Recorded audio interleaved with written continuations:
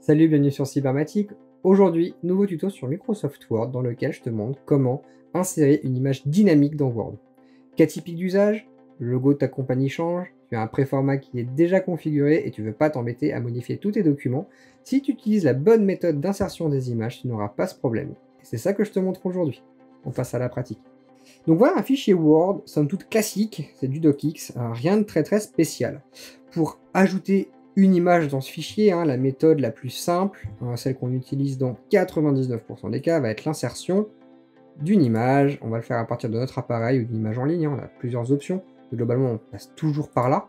Et sur mon appareil, je vais aller chercher directement le logo qui m'intéresse. Donc là, j'ai quelque chose exprès pour le tuto, j'ai tout mis dans le même dossier. Voilà, j'ai un logo admin que j'insère. Okay, donc ce logo est mis comme ça. Donc très bien, je suis content, c'est le logo dont j'avais besoin, sauf que potentiellement il pourrait changer.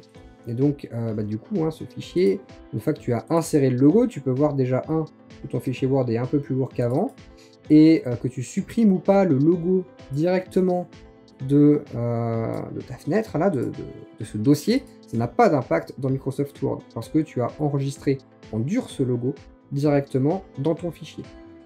Du coup, tu n'as pas quelque chose de dynamique. Et quand tu vas changer le logo de ta boîte, ou que ce logo spécifiquement de ce document va devoir changer, t'es cuit.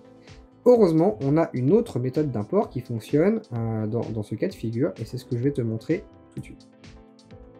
Donc déjà, je vais remettre mon logo dans mon dossier pour changer. Hop. Pour le tuto, je supprime ce logo de la méthode par laquelle je l'avais inséré. La méthode consiste à aller chercher le fichier comme un objet spécial. Donc ça va être un quick part. Okay, on va insérer un quick part. Et ce quick part, en fait, ça va être une image, mais à partir d'un dossier. Quick part, on va cliquer sur champ. Et on va chercher dans ce quick part inclure image. Alors c'est include picture, je crois en anglais, mais du coup inclure image. Le nom du fichier, on va pouvoir le spécifier ici. Ok, donc le nom de fichier, il faut aller reprendre directement l'URL en fait de ce fichier. Donc pour le retrouver, un petit clic droit, propriété, ou je crois qu'on a même encore mieux que ça. Copier dans ton chemin d'accès. On va regarder ça. Je pense que ça peut fonctionner très bien. CTRL V, say user, ça je pense que ça marche bien. Du coup, je vais le laisser comme ça. Je vais juste retirer les guillemets qu'il y a autour. Tac. Une fois que j'ai ça, filtre graphique, je mets rien. Je n'enregistre pas les données sur le document. J'ai pas besoin de les embarquer. Ça allège le fichier. C'est un vrai avantage. Conserver la mise en forme à chaque mise à jour. Ok. Et donc, quand je fais ça, alors bien sûr, j'ai un message. Attention, c'est un objet externe que vous allez incorporer. Et j'ai bien mon fichier qui est inséré. Ok. Donc là, je vais enregistrer. Je vais fermer mon fichier. Donc, le fichier Word est un tout petit peu plus léger, en tout cas il est moins lourd que l'image qui est en haut, donc c'est-à-dire qu'elle n'est pas embarquée dedans, et quand j'ouvre mon fichier, mon logo est bien accessible. L'avantage de cette méthode, c'est que si je remplace l'image avec le même nom dans le dossier d'origine, à la réouverture de mon fichier Word, ça va changer directement. Donc là, c'est ce que je vais faire tout de suite, je vais prendre un autre logo complètement au hasard, sympa en PNG. Bon, on va prendre Excel, on va prendre celui-là par exemple. Très bien. Pour être sûr qu'on a le même nom, exactement le même nom. Alors du coup, il faut faire attention à l'extension du fichier. C'est clairement le petit message sous-jacent à cette manipulation. Tac. Et ça, je vais le copier dedans. Ça va remplacer mon fichier. Okay, donc là, il est bien remplacé, il est plus lourd, on le voit.